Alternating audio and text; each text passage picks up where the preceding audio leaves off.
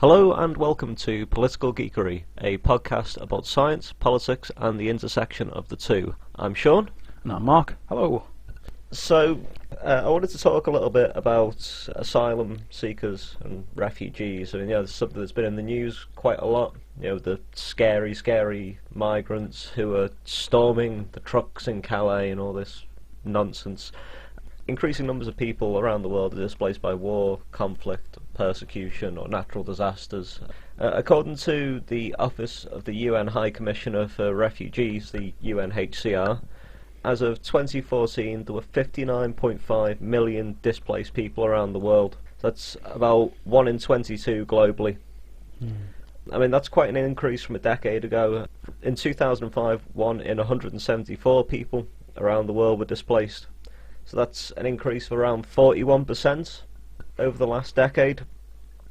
And as the UNHCR points out, if displaced people were a country unto themselves, they would be the world's 24th biggest country by population. There is sort of like a global refugee crisis, and a big part of that is increasing conflict in the Middle East. The two biggest countries of origin for displaced people in 2014, comprising nearly half of the total, were Syria and Afghanistan.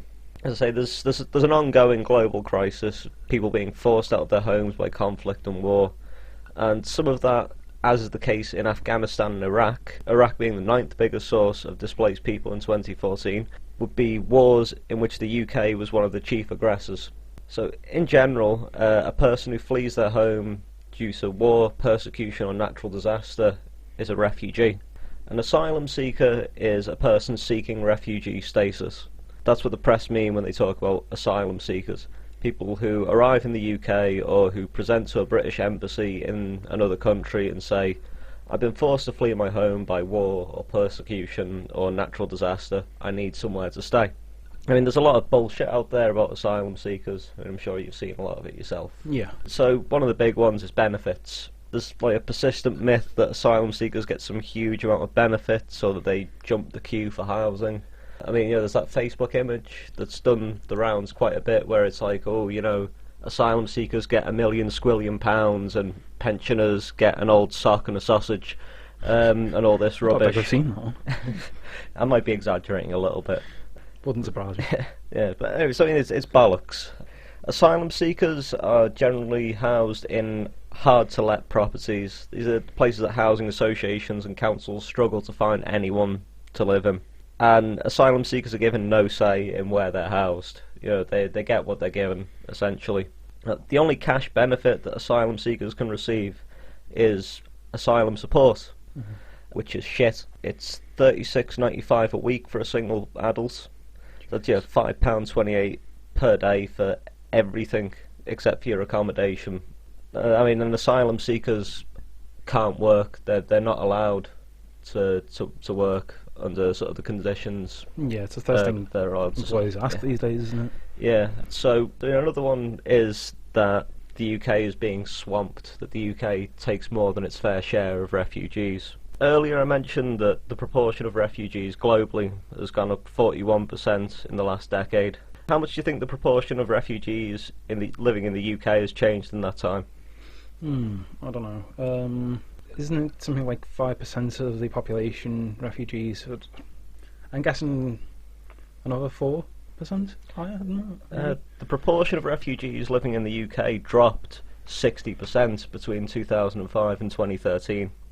Okay. I couldn't find a figure for 2014 when I was doing the research into this, but in 2005 the number was 1 in 200 people living in the UK were refugees, so that's about 0.5%, and in 2013 it was 1 in 500, about 0.2%. I was way off then. Yeah. So, of course, this doesn't just include asylum seekers, the figures for refugees, because asylum seekers are people who are awaiting a decision on asylum status. But asylum seekers themselves in 2013 made up around 0.03% of the UK population, 3 in every 10,000.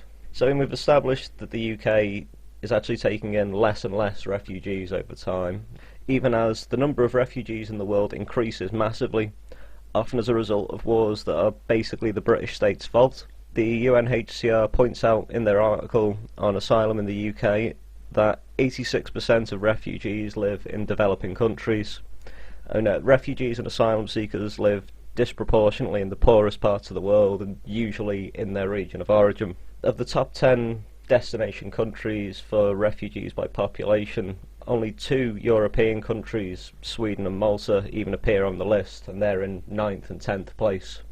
Yeah, speaking of Europe, the UK also receives far less asylum applications on average than other EU countries. In 2013, the UK received 0.47 applications per 1,000 head of population, compared to a European average of 0.91 applications per 1,000 head of population. I'm wondering how much of that is to do with the fact that we've got an actual barrier, or is it more down to the government refusing people? I mean, maybe a mixture of two. I mean, it's hard to say, really. Yeah. I mean, I think that inevitably the UK being where it is geographically, less people sort of fleeing a war are going to make their way across the whole of Western Europe. Yeah, it does make it that bit harder. But this idea that somehow the UK is taking on more than its fair share is just nonsense. I mean, because you can balance that out by saying, well, we are far away from a lot of these wars here. We are relatively isolated from a lot of these really terrible problems that are going on in the world. And doesn't that mean that really we should be taking on a greater share of the people affected by that?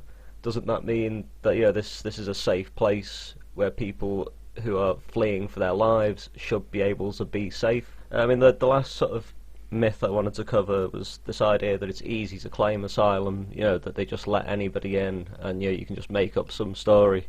In reality, the vast majority of asylum applications are rejected. In 2013, 64% of asylum applications in the UK were initially rejected. When we take into account those who successfully appealed, we're still left with 57% of applications being unsuccessful. Applying for leave to remain as a refugee is a long and difficult process with no guarantee of success. And many asylum seekers who have had their initial application rejected, even before they've had a chance of an appeal, have found themselves locked up in detention centres like Yarl's Wood. I mean, these are privately run prisons. People are being held in these places for the crime of literally being in the wrong place at the wrong time. Counts of violence, bullying, sexual assault in these facilities are rife. It's also been said that asylum seekers fleeing persecution on the basis of their sexuality or gender identity are subject to a particularly brutal culture of disbelief, as it's been called.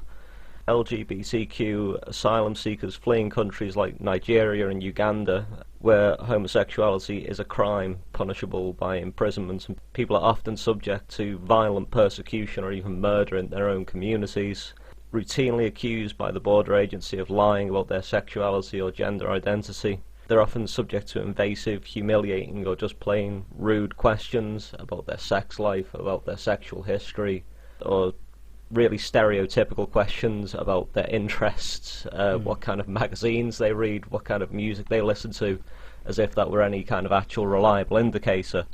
I mean, to the point where some asylum seekers, in a bid to prove that they're not making this stuff up, are recording video evidence of their sex lives, because it's the only way that they can get the Home Office to believe them, and sometimes the Home Office won't even believe them then. As if you would come from a country where you can be murdered for being anything other than heterosexual and cisgender, publicly announce that you're that you're gay or bisexual or transgender, and give people a video of it when none of that is true, essentially meaning that if you were then to return to that country, even if you were lying, you would still be in serious danger. Yeah. That nobody would do that. It's completely ridiculous. That takes a... Yeah, that's ridiculous. There's just I mean, it boggles the mind. So the level of suspicion and basically of racism and assuming that these people are lying by default that it takes to believe that. I mean, I struggle to comprehend it, to be perfectly honest with you. Mm. So, I mean, basically, there's an awful lot of nonsense out there about asylum seekers. The press routinely attack and dehumanise them. I mean, I don't know if you saw this story that appeared in the Daily Mail recently about refugees reaching Europe through the Mediterranean. People who are coming from like Syria, who are fleeing a civil war and have gone through the most awful sort of circumstances to get out of there. And the Daily Mail was very angry about the fact that they might be making things awkward for British holidaymakers. This is how the press sort of views asylum seekers. This is how they talk about people that are trying to move to another country. Yeah, they're not even looking at them like human beings. They're looking at them like an inconvenience. It's not as though any of this is new, though. I mean, they've always been. Not that I'm saying it's right by any means, but the press has always had, because they know it's a hot topic and they know it gets people wound up. They've always spun this sort of shit. Oh yeah, it's always gone on. I mean, I think the one thing that has changed is that proportionally there are a lot more people being displaced now. True, And yeah, a lot of I see what you that's sort of because of like we're sort of going through a period at the moment where there's a lot of sort of war going on and a lot of conflict going on in the Middle East. And climate change as well. It is a contributor to that. And climate change is one of those ones that's only going to get worse too. So if they're already ingraining this sort of way of thinking onto people, then I dread to think what the future holds for people that are displaced for any reason. Yeah, and I mean, you look at the consequences of this kind of thing, where in 2014 the EU decided that they weren't going to fund search and rescue operations in the Mediterranean for refugees, and as a result of that, we saw a 30-fold increase in the number of refugees dying in the Mediterranean. I did hear about that. Yeah. And the EU's response to that was to announce their intentions to bomb the ships that these people are travelling in. Fuck's sake. Yeah. So they go from rescue to bombing people. Yeah. I mean, it's just like, again, they're not viewing them as human beings who are fleeing a terrible situation. They're viewing them as a problem that needs to be stopped from reaching here. Mm. That includes murder to solve. Yeah, it's just the height of sort of dehumanisation. Yeah. If anybody's sort of interested in learning more, or sort of getting involved in supporting asylum seekers, they should check out No Borders. It's a campaigning organisation, a local organisation, Asylum Link Merseyside, who do a lot of good work. There's Women Asylum Seekers Together, West, who are based in Manchester, I believe. I mean, this isn't an exhaustive list, but I'll put some links in the show notes there for anybody who wants to check that out. I've written a piece about how sugar-free alternatives will kill us all. I lied. Yeah, this seems to be one that keeps coming up for me because I do consume a lot of sugar-free drinks and whatnot, mainly because sugar does have a lot of long-term side effects which aren't so good for you. And you do work for Monsanto. They give you all that money, so if you're shilling. Yeah, not supposed to talk about that, Sean. Yeah. So as I say, it's one that keeps coming up for me. The last person who said this to me told me that the doctor told them that it was actually bad. So me thinking, well, maybe there might be something to this, and decided to look it up yet again. And went on the NHS website to see what they have to say about it. Their opinion is there's nothing wrong with them, really. You've got to remember, a lot of these have been around for a while. One of the ones I tend to have a fair bit of is something called aspartame. Yeah, there are something like 7 different types of artificial sweeteners. The one that people seem to have the biggest problem with, as I was saying, was aspartame. This is an artificial sweetener that's been around since 1965. As I say, they haven't been able to prove any side effect long term or otherwise. It's a sweetener that's something like 200 times sweeter than sugar, which I was quite surprised to find out about. It's something that actually does need mixing with other stuff in order to have a quantity that you can actually stick in a drink. Something I didn't know is that It does actually contain calories. It's just that you need so little of the stuff in order for it to sweeten it, I think. Yeah, I mean that would make sense because pretty much everything has some calories. I mean, just in terms of, like, yeah, if you burn it, energy would be released. I mean, I suppose there's a distinction there between calories as like a whole thing and like the bioavailability of them, but yeah. Yeah, yeah. So looking around on various websites to see, the bad stuff that's supposed to have come from stuff like this. So some of the claims are insomnia, joint pains, flu-like symptoms, weight gain, which I thought was a bit of a strange one. Yeah, I think I've seen this before. That the claim is that people who drink aspartame who drink aspartame-containing drinks, like, I don't think anyone's just swigging bottles of the stuff, but people who drink aspartame-containing drinks are then more likely to crave sugar and crave calories elsewhere, and are then actually consuming more. As far as I know, it's complete bullshit, but yeah, I think that's the sort of the claim that's being made there. Yeah. I mean, I think a lot of this boils down to people being generally scared of chemicals, and it comes up in all sorts. It's not just sugar-free drinks. It's people generally being terrified of any scary-sounding chemical. So the scary-sounding chemicals within apples, like formaldehyde and cyanide, and you can make anything sound scary if you really want to. And yeah, that's a piece of fruit. So as I was saying, yeah, I think a lot of people have got this theory that chemical equals bad. So one of the points that I wanted to bring up is within the human body, there's something like 60 out of the 118 chemicals, out of the chemical elements that exist within the human body. Now, a lot of these are trace amounts. A good portion of them, in fact, are trace amounts. But they are the stuff like fluoride exists naturally within the human body, and we do, in fact, need it. But then you get people being terrified of them adding or having a small increase in our water supply, for example. I think a lot of people don't know what a chemical is, really. At the risk of maybe sounding a little condescending, which I would never do. I mean, and I'll explain to you very carefully later why I'm never condescending. I mean, but yeah, because a chemical essentially is anything that is made up of the chemical elements. It's matter. So it's pretty much everything that we encounter, with the exception of things like light and heat. Things like plasmas, which I think most people don't sort of have that much interaction with as well, would not be chemicals. But yeah, I mean, water is a chemical. Yeah, the air that we breathe is a mixture of all kinds of different chemicals. So one of the things I did find out is that aspartame does break down into something called formaldehyde, which is something that's naturally occurring within organic compounds, and it's not worth worrying about, really. As I say, you can find this sort of thing within apples, and anyone will tell you that's a sort of healthy thing to get within your diet. There is a small number of people that are allergic to it, because there's something else it breaks down into called phenylene. Maybe butchering it.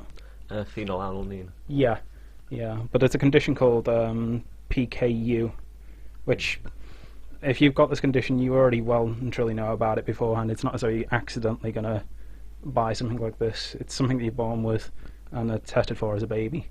And people with that condition, get taught to avoid stuff like milks, cheeses, meats, and various other things. So, yeah, if you're one of the 15,000 people that has that, yeah, aspartame is bad for you.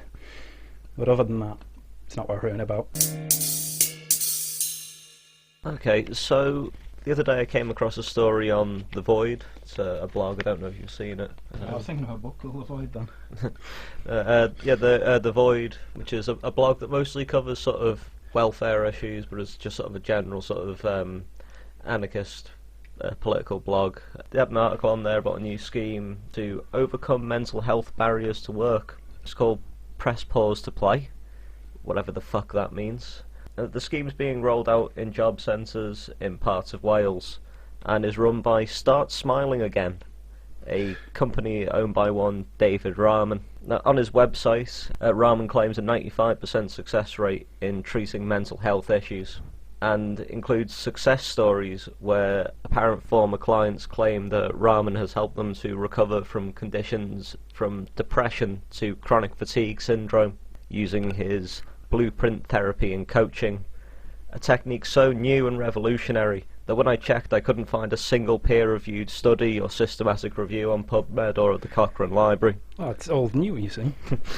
Yes, it's completely new, and you always try out new techniques by testing them on seriously ill people without knowing whether or not they work. That's just how you do science, isn't it? Well, yeah. So, how does blueprint therapy and coaching, or BTC, work? It doesn't, probably. But according to David Rahman, just like those frustrating pop-ups that seem to spontaneously interrupt your computer, your own operating system, your blueprint, can be prone to pop-ups such as anger, fear, frustration, resentment, lack of self-confidence, and so on. Basically, what Rahman is doing here is argument for nonsense by shitty analogy. You can make a loose analogy to a computer, therefore magic. It's some bollocks that he's made up. There's no clinical evidence, no prior plausibility, and no basis in actual psychology or psychiatry. Just some stories on his website of dubious provenance claiming that his particular brand of nonsense can cause people to spontaneously recover from chronic illnesses that most people who know what they're talking about would agree are lifelong and severe illnesses. You can't wishful thinking your way out of chronic fatigue syndrome. It's a serious illness. So, I mean, what kind of qualifications do you think David Rahman has? Oh, plenty from universities that don't actually exist. Would that be in the right ballpark? Something like that, yeah. Yeah, I mean, he's on his website, which actually since that story went up on The Void has gone down for maintenance. Startling coincidence. Also, you can't post to his Facebook page anymore. Oh. Yeah, I don't know. It must be a computer problem or something. But on that website, he's qualified as a chrysalis effect practitioner. The chrysalis effect is a recovery program for ME, which was the subject of a successful Advertising Standards Authority complaint in November 2014 because, and I quote, they had no robust evidence that their program worked at all. Sorry, all I'm thinking about is moths. Yeah, so I mean, he's also got diplomas in neuro-linguistic programming, which is a form of nonsense where people try to alter reality by phrasing things slightly differently. Hypnosis, i.e. telling people that they feel better and then claiming success when they say that they feel better. Timeline therapy, which is just a combination of these nonsense modalities of neuro-linguistic programming and hypnotherapy. And coaching, which will presumably be helpful if any of his clients need advice on how to kick a ball further or run faster. I kind of get the impression that if these things fail, then it's probably the person's fault for not trying hard enough, which I try to think what that does to a person that's got some of the issues that you brought up. Yeah, I mean, the DWP running these sort of bullshit courses is nothing new. I mean, as anyone who's ever been on the dole will know. But, I mean, besides the image of Pauline from the League of Gentlemen bellowing quotes from The Secret at beleaguered benefit claimants who are only there because they'll be sanctioned if they don't turn up, I think that is what's the really terrible thing about this. This whole thing rests on the idea that people's problems are a result of things that they personally are doing wrong. So, whether you suffer from depression, anxiety, fibromyalgia, these self-help gurus are always there to tell you that it's your own fault and you just need to change your attitude. Mm-hmm. And you can just wish biology and reality away. And in a lot of ways, I think it's kind of like the ultimate religion for the neoliberal era. There's no empirical evidence, there's no underlying moral or philosophical basis. I mean, there's not even the community which organised religion usually at least provided. Just individualist nonsense and blaming the most vulnerable sections of the working class for everything. And with proposed DWP policy including sanctioning claimants who refuse this sort of help, this does look like just another way to bully claimants with bullshit. I wanted to do a piece on why sharks aren't the big dangerous animal they usually get portrayed as, but unfortunately there was an attack on a guy called Mick Finning. He's an Australian guy who got attacked by a shark but managed to survive. And he was attacked just off the coast of South Africa while surfing. Now, so one of the things that I wanted to bring up, despite the shark attack on Mick there, is that we're losing shark species really fast. So they reckon we're quite close to losing quite a lot of shark species. The population is estimated to have declined by up to 90%. It's hard to find numbers on this, but about 50% of that has been lost within the last 15 years or so. A lot of this has to do with like overfishing, and that combined with huge deep sea nets, which are going further and further out into the sea and literally scraping the bottom of the floor to get any old fish they want, and a lot of that isn't used and end up dead anyway. Another factor is the likes of an increase in shark fin soup. Now, shark fin soup is one of those things that's considered a luxury item within Chinese culture. Obviously, there's been an increase in its popularity in the last 20 years due to the Chinese economy growing an awful lot. It's the sand tiger shark, which is the one that they tend to eat. But the saddest part about it is that they tend to chop the fins off and dump the shark back in the sea. Now, they're an animal that does need to keep moving in order to breathe, so a lot of these things end up, while still alive, going to the bottom of the sea and essentially drowning, which is just a horrible way to do it. The shark that they tend to go after is something called the sand tiger shark, which lives around the coasts of China and a few other coasts, hence the name sand tiger shark. So I suppose it's it's a concern about losing biodiversity. Yeah, and one of the things that I did want to bring up is I'm not just having a pop at Chinese culture as such. In Britain, we eat something called dogfish, or what is sometimes called rock cod. If you, I don't know what that's about. I'm guessing marketing. This is a shark that lives around Europe. Again, it's another one that's probably overeaten, just like many other fish. Yeah. I think a lot of fish and chip shops. Is when you just ask for fish, a lot of the time it will be. A lot of the time, I think it will be that kind of thing, won't it? Yeah, and I don't think too many people are going to think rock cod. What's that? Where's it coming from? They're not going to question it. They're just going to assume that's just a type of cod, right? And I probably would have done the same if it weren't for the bit of research that I've done here. Incidentally, do you know how many types of shark that exist in British waters? 12. I don't know. 27. I like that number. Not far off. 21 species. So, woo! Yeah.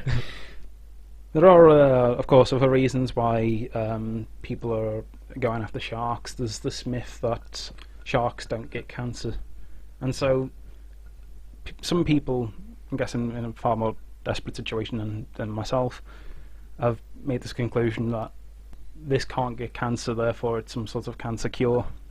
And I don't know. Yeah. I mean, I'm guessing that's a mixture of people being desperate and people peddling horse shit again. Unfortunately, it's not true. Sharks have been found with tumours along with any other animal, and why anyone would think that because you've got an animal that doesn't get cancer, it can therefore cure, I don't know.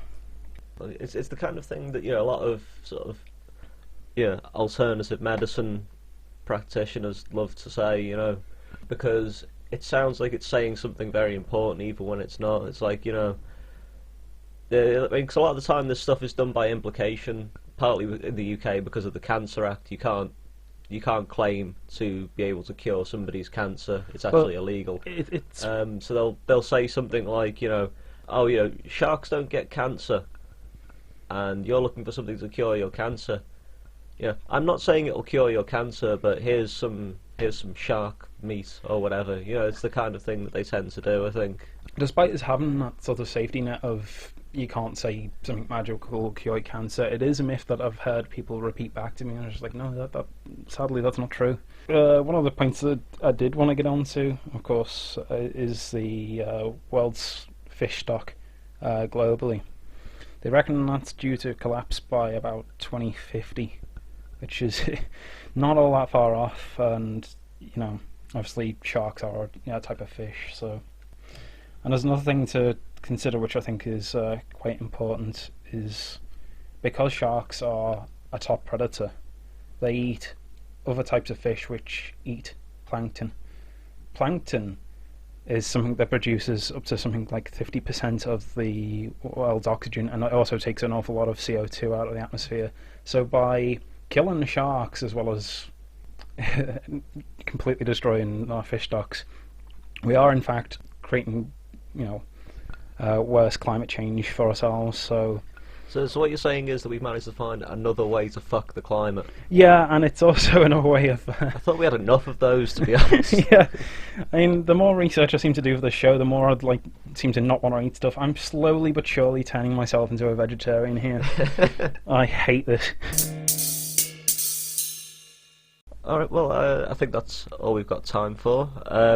So, just say, if anybody wants to get in touch with us to tell us how terrible we are, or how awesome we are, or We how already terribly know. awesome, then, yeah, we do already know both about how brilliant and how shit we are. Yeah.